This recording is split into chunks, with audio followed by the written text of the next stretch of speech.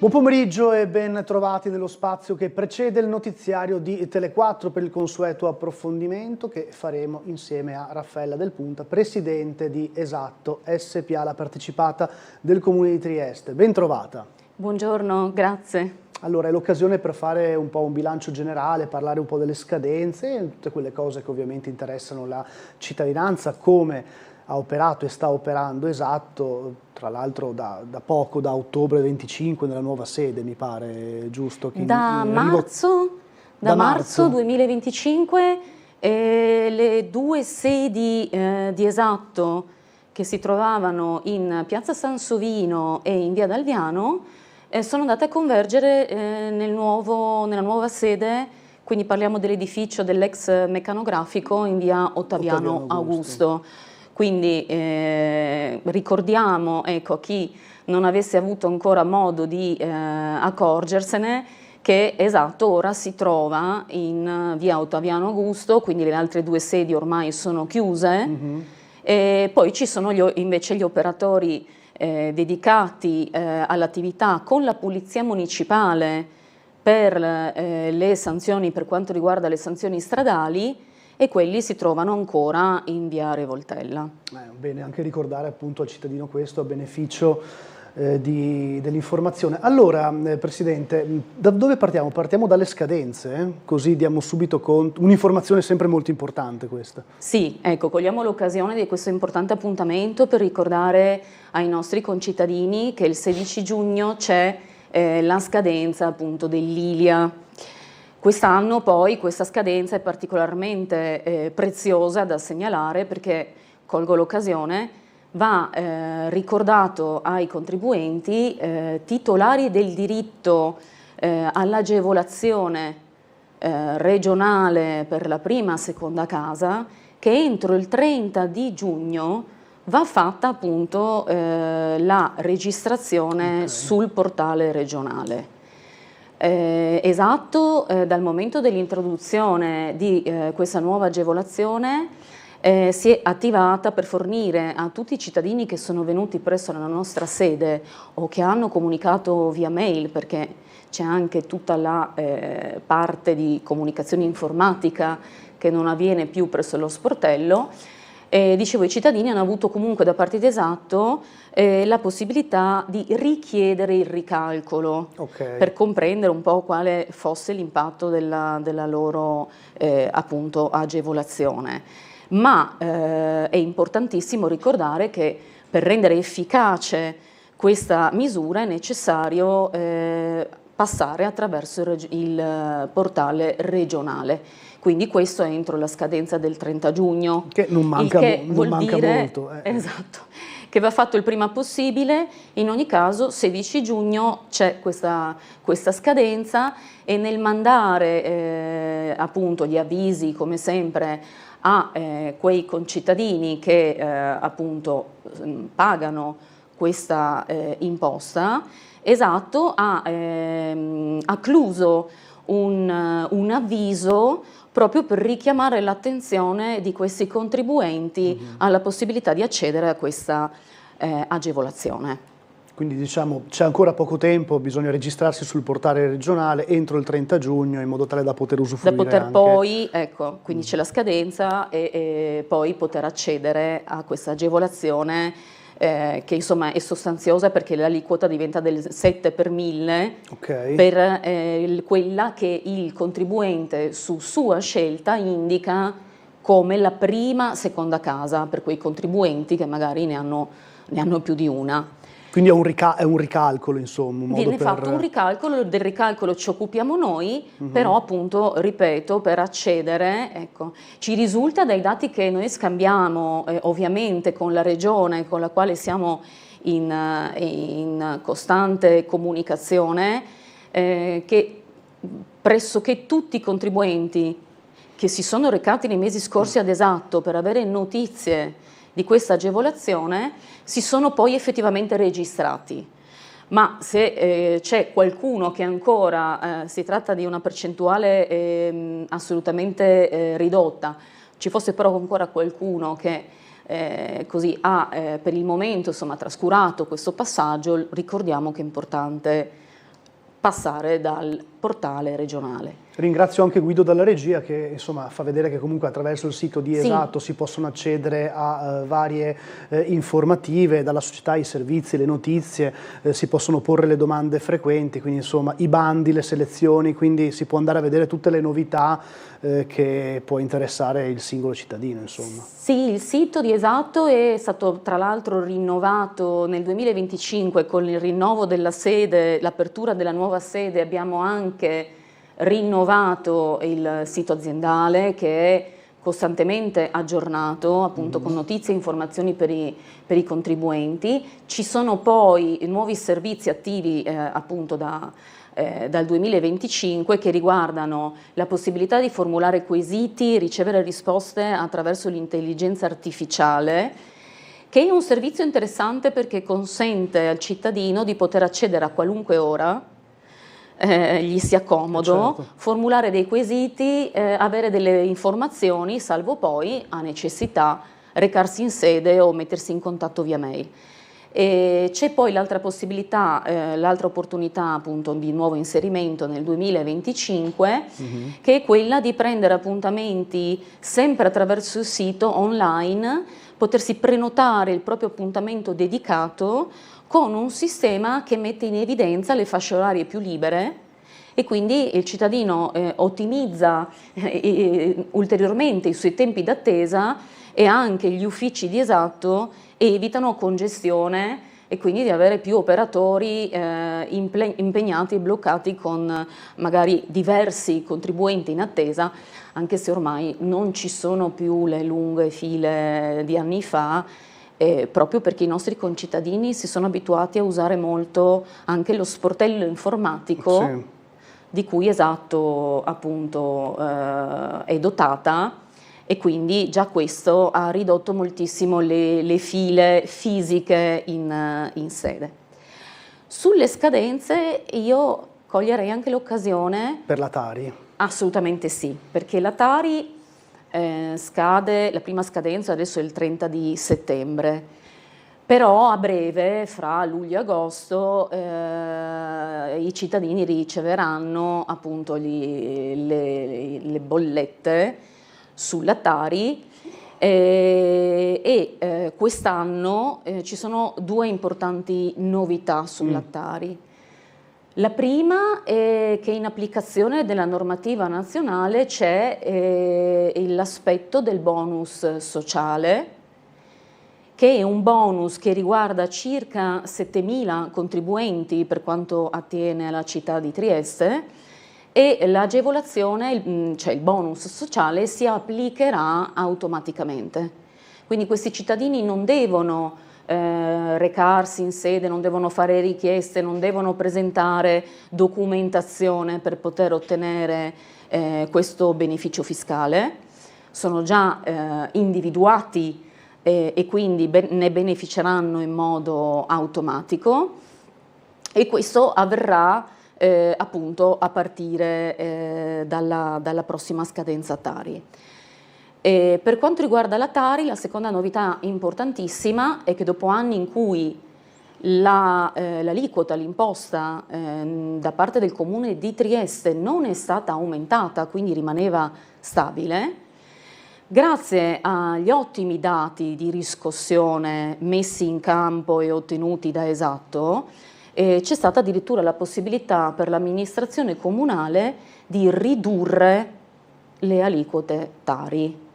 È un risultato che ovviamente ci inorgoglisce, perché è il risultato concreto dell'attività quotidiana di tutti i lavoratori di Esatto, a cui va ovviamente il mio riconoscimento per il lavoro quotidiano che viene svolto, dal direttore generale Davide Fermo a tutti gli operatori che lui appunto dirige e organizza, e con una riduzione che insomma è importante, perché a seconda della composizione del nucleo, parliamo di dati medi, il dato medio è di 2 occupanti per nucleo familiare, quindi sono diciamo per immobile, si va da una riduzione media, quindi calcolata, dello 0,69%, via via crescendo, 1,56% per i nuclei di 3 persone, 2,17% in riduzione, quindi meno 2,17% per 4 persone.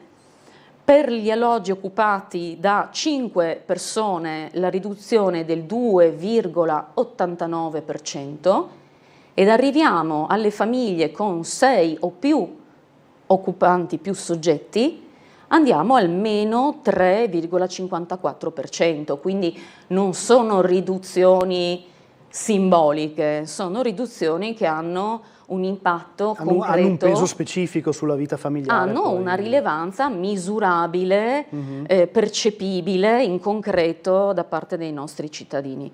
Questo grazie, ripeto, alla riscossione e agli ottimi dati di bilancio che la società ha prodotto negli ultimi anni e in particolare nel 2024 e nel 2025. E anche sulla Tari siamo andati sul sito per vedere che ci sono tutte le sezioni dalle informazioni, la trasparenza del servizio, le domande frequenti. Una di queste è quando è prevista una riduzione della Tari, per esempio, ecco. Lo sportello online e poi le varie della modulistica, dichiarazioni, variazioni di cessazione Tari, certificazione eccedenze alimentari, richiesta rimborso, richiesta riduzione, compostaggio domestico, reclami, richieste scritte, informazioni rettifiche. Quindi insomma c'è davvero tutto per poter scaricare dal sito la modulistica necessaria per il tipo di domanda. Abbiamo tempo ancora, circa 4 minuti, vedremo di farceli bastare anche per fare credo un bilancio, no, generale dell'attività del 2025, no?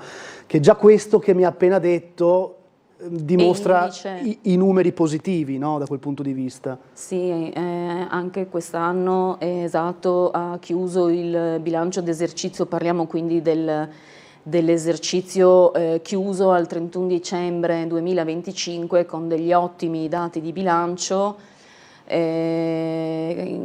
livello di riscossione sono stati superati i 129 milioni di euro, un dato appunto importantissimo che porta a quella riduzione Tari di cui abbiamo parlato, perché più scende l'evasione grazie all'attività di riscossione, più le aliquote vengono spalmate su una fetta maggiore di contribuenti, quindi se paghiamo tutti paghiamo di meno. Certo. Questo è un messaggio importantissimo da mandare per far comprendere qual è l'importanza dell'attività di Esatto, ma anche la puntualità dei nostri cittadini che si dimostrano cittadini e contribuenti molto attenti.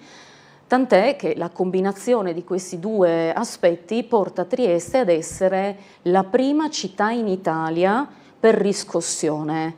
Questo è un dato Istat a livello nazionale. Noi superiamo l'87% rispetto di capacità di riscossione rispetto a un dato nazionale che si attesta al 74%. Quindi di questo bisogna dare atto, da un lato, ripeto, agli operatori di Esatto, dall'altro lato alla risposta che il cittadino triestino evidentemente dà a questo lavoro, nella coscienza che poi i servizi comunali promanano appunto dal puntuale pagamento delle imposte. A livello di bilancio quindi i dati sono ottimi. Oltre a questo segnalo che nel 2025 è stato siglato il nuovo contratto di servizio con il Comune di Trieste che ha conferito il compito ad Esatto di occuparsi appunto della riscossione delle imposte tributarie ed extratributarie per i prossimi 9 anni. Anche questo segno della rinnovata fiducia da parte del Comune nei confronti della propria partecipata Esatto SPA. Al volissimo, se riusciamo, novità sui parcheggi? Novità sui parcheggi sì, perché a partire appunto dal contratto concessorio di cui abbiamo appena parlato, siglato il 22 dicembre 2025 con effetto dal 1 gennaio 2026, Esatto si occuperà del rinnovo dei 2 parcheggi, parliamo dell'attrezzatura dei 2 parcheggi di Sant'Andrea e di San Giovanni. Oltre a questi impianti ve ne sono altri, ricordo in particolare quello di Roiano, che è stato recentemente inaugurato e peraltro con tariffe molto, molto calmierate, molto gradito, ecco, alla cittadinanza da quello che vediamo nei dati della sua occupazione. E poi ci sono quindi a fianco a questi 2000 stalli nei parcheggi i 600 posti su strada. Un impianto nuovo che andiamo ora a gestire è quello afferente al Trieste, al GTCC, parliamo del Generali Convention Center. Esatto, si è aggiudicata la selezione, quindi siamo noi già adesso in gestione provvisoria a gestire questo importante sito, che presenteremo comunque completamente rinnovato, e su questo sicuramente insieme appunto a GTCC faremo una presentazione organica, quindi rimandiamo le notizie a una prossima occasione che organizzeremo insieme appunto al concedente, quindi il Comune di Trieste, e anche a Generali Convention Center. Grazie Raffaella Del Punta, Presidente di Esatto, e buon lavoro naturalmente. Grazie a voi, a presto. Grazie per averci seguito, e fra poco, dopo la pausa pubblicitaria, le notizie su Tele4 con il notiziario fra poco.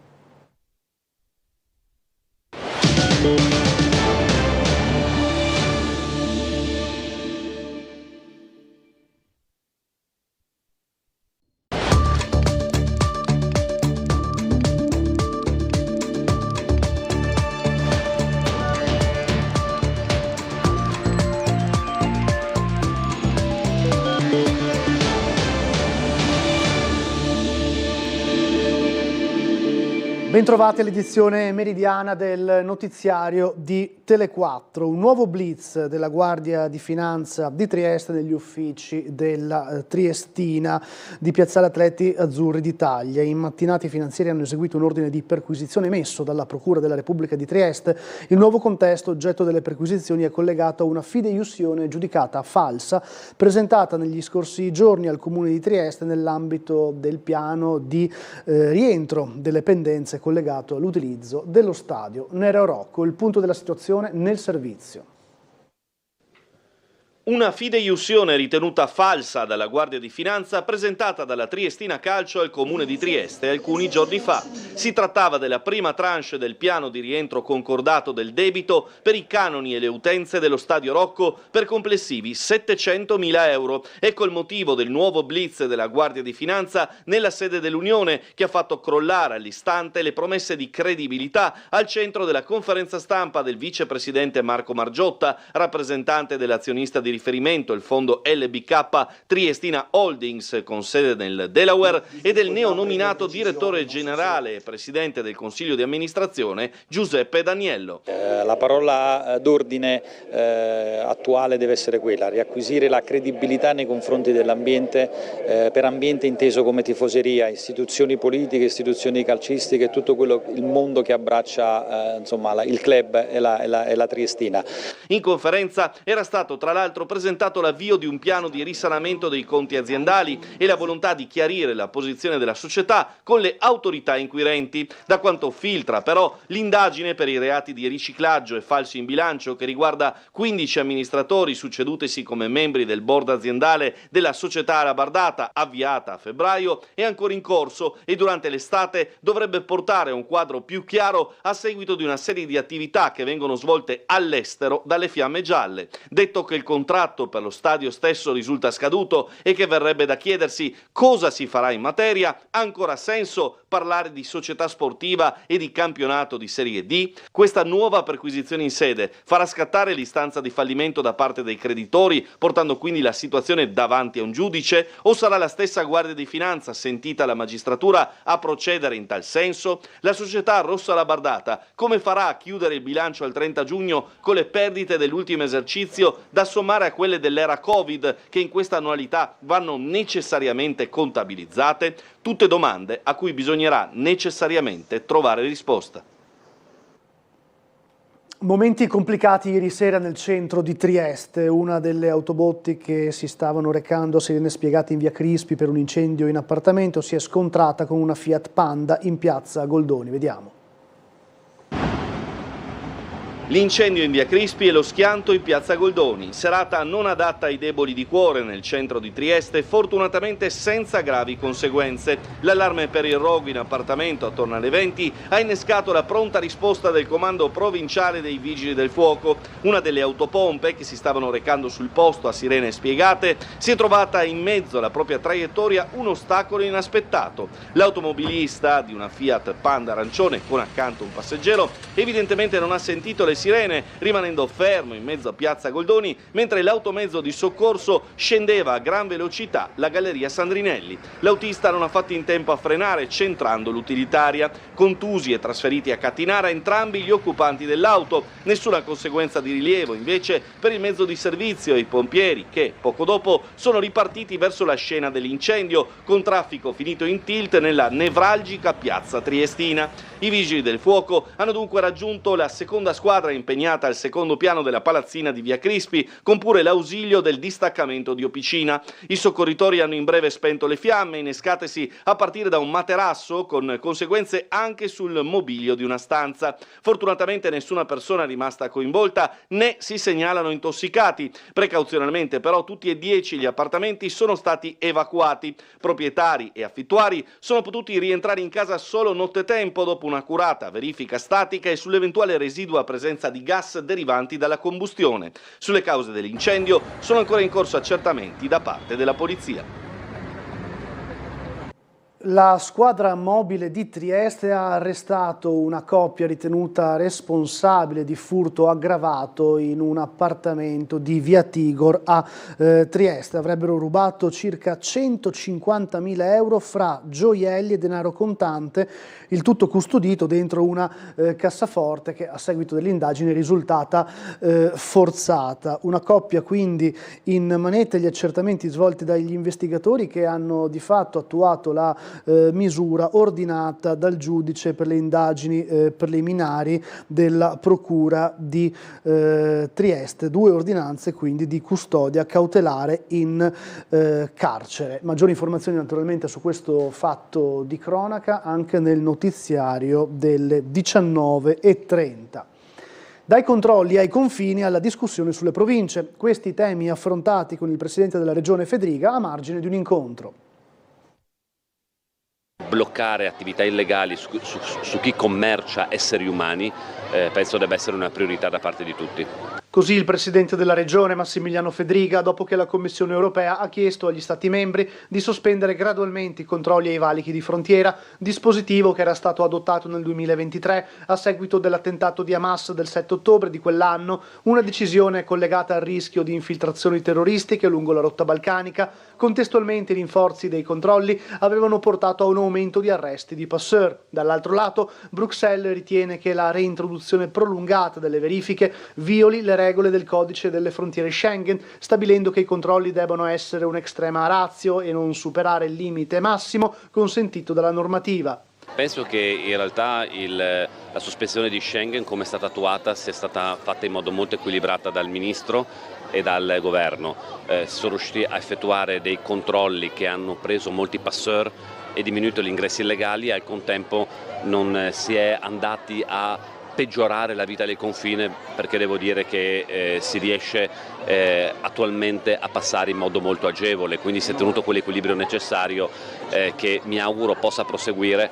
Poi il Presidente è tornato sulle province. Ieri la discussione è approdata in aula, politica divisa su elettività e competenze. Le competenze oltretutto è un percorso, come ho detto più volte, sono più step, tra cui ci sarà lo step legato alle norme specifiche che daranno competenze delle diverse aree.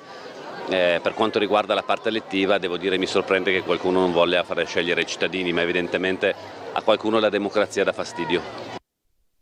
È venerdì, quindi naturalmente torna Ring questa sera con Ferdinando Avarino e questa sera in esclusiva proprio a Ring mostreremo il sondaggio di SVG sugli scenari di voto e candidati per le elezioni comunali di Trieste del prossimo anno, il 2027, quindi schieramenti, partiti e possibili candidati. Alle 21:10 naturalmente si parte con Ring, elezioni a Trieste, il sondaggio di SVG con Rado Fonda. Poi alle 21:30 il dibattito politico con Alessandra Richetti, Movimento 5 Stelle, Mirko Martini, Idea Giuliana, Giovanni Barbo del Partito Democratico e Maurizio De Blasio di Fratelli d'Italia. Ora invece siamo pronti per collegarci con la sala operativa della Polizia Locale di Trieste. Fulvio De Grassi, commissario, di nuovo al telefono con noi. Grazie commissario, buongiorno. Quali novità da questa mattina? Buongiorno a tutti quanti in ascolto. Diciamo novità grosse fortunatamente no, c'è stato a livello di incidenti stradali si è appena accaduto un sinistro con solo danni materiali in via Fabio Severo, prima fortunatamente niente, perciò almeno da quel punto di vista siamo abbastanza a posto, almeno per la mattinata.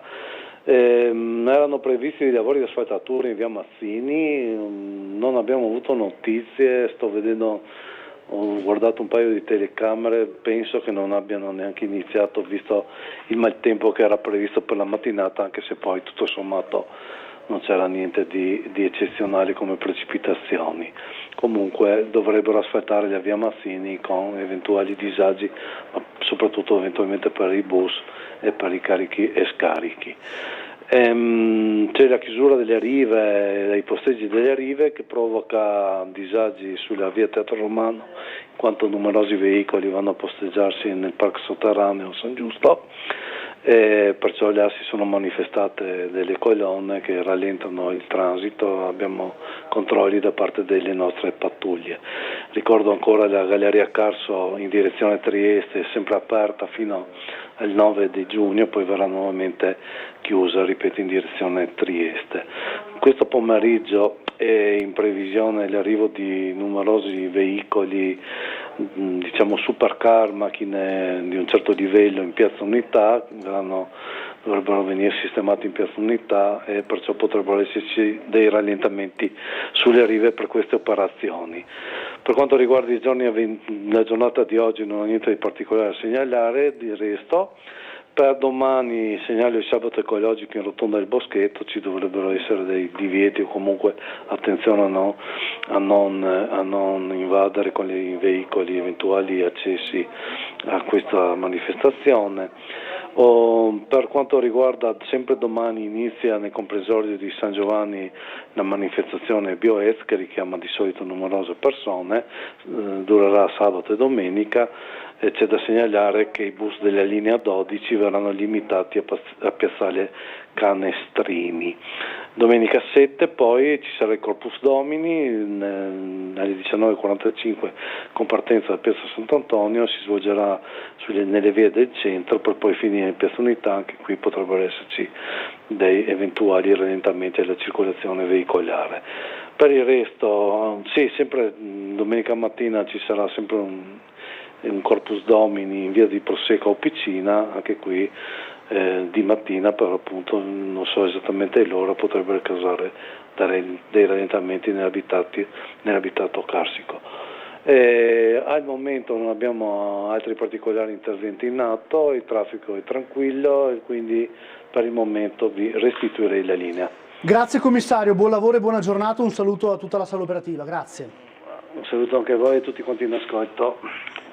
Do un aggiornamento prima del prossimo servizio riguardante il furto del furgone bianco della panetteria Giugovaz avvenuto questa mattina in zona piazza Goldoni. Il mezzo, indagano i carabinieri, il mezzo sarebbe stato avvistato dalle parti di Barcola sempre nella mattinata. Questa mattina alle 7:45 un uomo con gli occhiali scuri è stato visto salire su questo furgone assieme a 2 cani, a quanto pare, rubarlo e poi appunto correre via per seminare lo stesso addetto al furgone che stava cercando di rincorrere il ladro. e questo furgone bianco sarebbe appunto stato avvistato in quel di Barcola, ma sul rintraccio, se è avvenuto o meno un rintraccio vero e proprio, è ancora un mistero. Naturalmente maggiori approfondimenti nel corso del prossimo notiziario. Cambiare le regole sul trasferimento dei titoli sportivi o vedere affondare il seguito di pubblico per la pallacanestro italiana, un appello che in questo momento di incertezza sul futuro della pallacanestro Trieste parte dalla nostra emittente. Vediamo e sentiamo. Momenti che definiscono una stagione, una carriera, una vita. Quelli vissuti da Daniele Cavaliero a Casale Monferrato. 7 tiri da 3 punti, 7 gemme per guidare l'Alma alla terra promessa.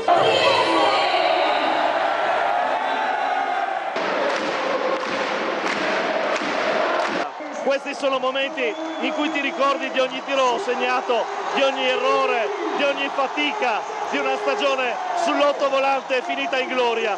Trieste torna nella massima serie, nell'urlo del Palatrieste! Come spiegare a un mini cestista che le imprese di Cavaliero e Ruzier non hanno più valore perché si possono comprare? Perché quel titolo sportivo di A1, guadagnato con il talento, si compra e si vende oramai come una banana al supermercato. E questo è il vero interrogativo che il Gotha della pallacanestro italiana dovrebbe porsi. Quel mondo del basket che sostiene di guardare al futuro ma propone dirigenti che vengono dall'era dei dinosauri. E allora, in attesa che si consumi forse l'ultimo atto, gara 4 di semifinale fra Milano e Brescia, prima di sapere la verità, meglio rifletterci su. Badate bene, qua il tema non è solo Paul Matjasic e la pallacanestro Trieste, e nemmeno l'esito della vicenda di casa nostra. La piramide che implode su se stessa riguarda l'intero mondo della palla a spicchi, riguarda il valore stesso dei termini sport e appartenenza. Può esserci una prospettiva seria se le piazze a cui si chiede partecipazione, abbonamenti, sponsorizzazioni vengono trattate come caselle del risico? A quei bambini che palleggiano nel campetto, a quelle ragazze con la sciarpa della curva nord, a quegli adolescenti che ricorderanno per tutta la vita le esultanze rock di Valentine, come spieghiamo che basta un bonifico per spostare la loro squadra del cuore? Riconsiderare seriamente la politica dei titoli sportivi è imprescindibile, altrimenti i contraccolpi che hanno subito o sfiorato in soli pochi mesi Trieste, Brescia, Torino, Scafati, Reggio Emilia, Virtus Roma e chissà quali altre società non note finiranno per minare le piazze del basket italiano dalle fondamenta. Dubitiamo fortemente che la soluzione possa essere una gassosa da litro, un hamburger che sa di cartone e la canotta dei Roma Gladiators al modico prezzo di 120 euro cada una. Basti pensare ai 2000 tifosi in meno al Pala Rubini nella gara decisiva contro Brescia, rispetto allo stesso evento, gli stessi quarti di finale playoff dell'anno precedente. Dati, non chiacchiere. Numeri che dimostrano come basti poco a danneggiare il secondo pubblico d'Italia. Basta far serpeggiare l'incertezza, basta far capire che quel sogno chiamato A1, conquistato sul campo per ben 2 volte nel recente passato, può essere venduto dalla sera alla mattina. Che succeda o non succeda, importa relativamente il tema e la possibilità di farlo secondo le attuali regole. Chi lo aveva capito in tempi non sospetti è stato il consorzio Trieste Basket. Quella clausola di non trasferibilità è un baluardo di credibilità sportiva che ora più che mai va fatta valere. Ci fermiamo per la pubblicità, ma torniamo fra poco.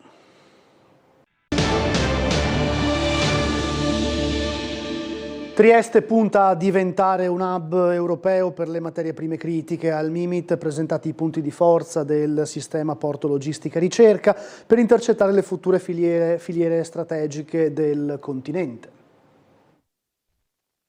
Trieste si candida a diventare uno dei nodi strategici europei per la gestione delle materie prime critiche, puntando su un sistema integrato che unisce porto, logistica e ricerca scientifica. Le potenzialità dello scalo giuliano sono state presentate al Ministero delle Imprese del Made in Italy nel corso di un incontro dedicato alle future filiere industriali europee, alla presenza del ministro Adolfo Urso, del presidente dell'autorità di sistema portuale del mare Adriatico orientale Marco Consalvo e l'assessore regionale ad ambiente ed energia Fabio Scoccimarro.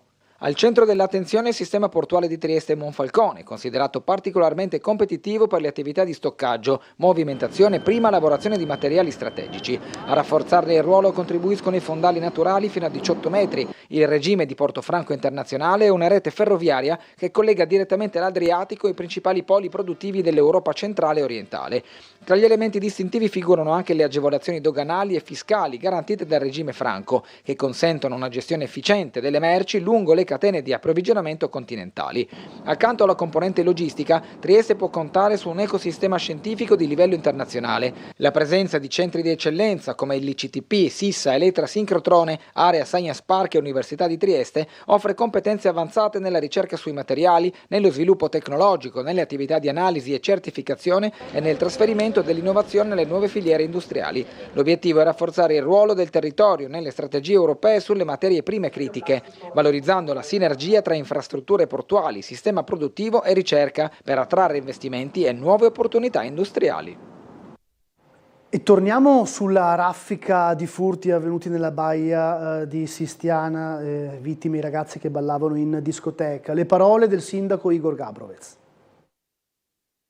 Ecco, mio figlio che conosce bene la situazione, quando mi dice tanto non sono Maranza, no? Sono criminali qualunque, quindi una serie di ragazzi e ragazze evidentemente che sono dediti alla piccola criminalità che va fermata al nascere. Va stroncato sul nascere il fenomeno dei furti in discoteca, come quelli avvenuti nello scorso fine settimana nel locale della Baia di Sistiana, ai danni di una ventina di studenti delle superiori che si sono visti rubare le collanine d'oro mentre ballavano e si divertivano dopo la cena di matura. Si è parlato di una banda di Maranza, in realtà secondo il sindaco Gabrovec si tratta di comuni criminali che vanno fermati subito prima che un episodio isolato diventi un problema cronico. Per questo il primo cittadino chiede subito un vertice in prefettura. Rispetto a quello che è successo l'ultimo weekend, dico sempre è un caso isolato, secondo me non dovrebbe destare grande preoccupazione, ma visto che i problemi si risolvono alla radice, io proporrò già la prossima settimana, chiederò al signor prefetto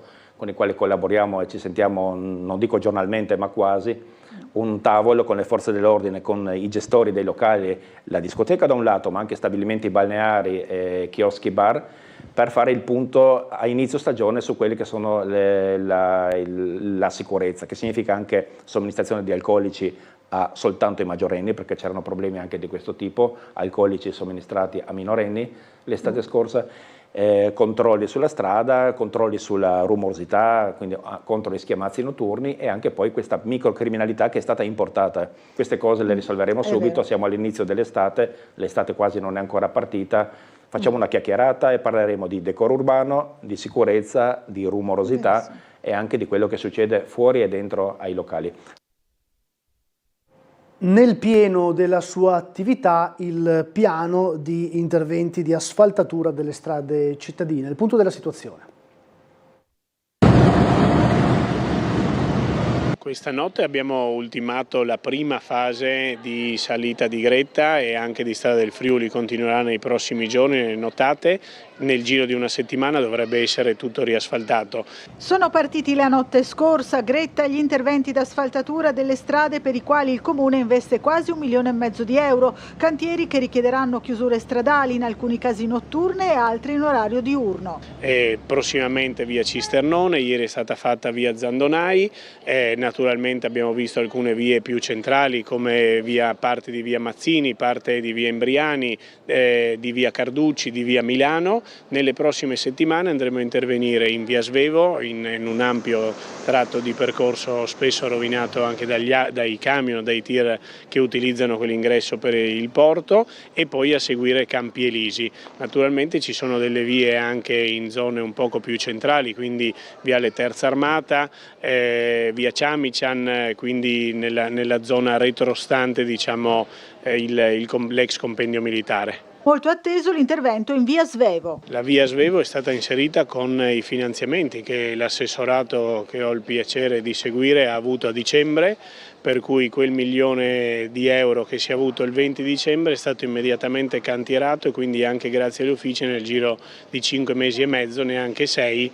le lavorazioni vengono effettuate. Quello che continuo a dire è che ci vuole una forte programmazione tra il momento in cui le risorse vengono rese disponibili e ovviamente quel passaggio di 6-8 mesi per riuscire a vedere i lavori completati.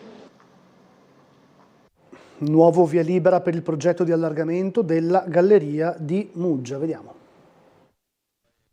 L'allargamento della Galleria di Muggia compie un nuovo passo avanti. Gli studi commissionati dal Comune al Politecnico di Torino confermano infatti che i lavori previsti per il consolidamento e l'ampliamento dell'infrastruttura non produrranno impatti significativi né sul fronte delle vibrazioni né su quello del rumore, consentendo così la prosecuzione dell'iter amministrativo verso la gara d'appalto. Le verifiche richieste dopo la sentenza del TAR svolte nel marzo di quest'anno nelle aree considerate più sensibili hanno interessato sia la superficie sovrastante la galleria sia edifici di particolare rilevanza come la torre e la chiesa di San Francesco. I risultati evidenziano valori di vibrazione inferiori ai limiti previsti dalle normative per edifici storici e residenziali.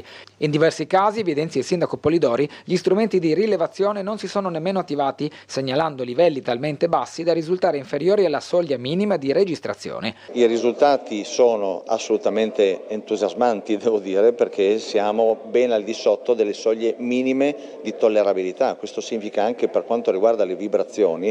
Giusto per dare un'idea, ha fatto più vibrazioni un camion che passavano su per salite delle mura, no, e quindi passano sempre, piuttosto che quelle che hanno fatto durante le perforazioni in galleria. Questo dovrebbe, anzi deve rassicurare, non dico al massimo, però in maniera sostanziale, quelle che sono le preoccupazioni degli abitanti della parte sopra, diciamo della parte sommitale della galleria, per cui io ritengo che dal punto di vista tecnico non ci sia null'altro da aggiungere. Anche le misurazioni effettuate all'interno degli edifici hanno restituito valori pressoché nulli. Parallelamente le indagini geotecniche hanno ribadito la necessità dell'intervento. Le perforazioni hanno infatti confermato la presenza di ampie zone di vuoto sopra la volta della galleria, già individuate dai precedenti rilievi georadar. L'opera viene quindi considerata essenziale non solo per mettere in sicurezza la struttura, ma anche per consolidare il terreno di fondazione degli edifici presenti in superficie. È tutto dal notiziario meridiano, grazie per averci seguito, appuntamento con le notizie alle 19:30, buon pomeriggio.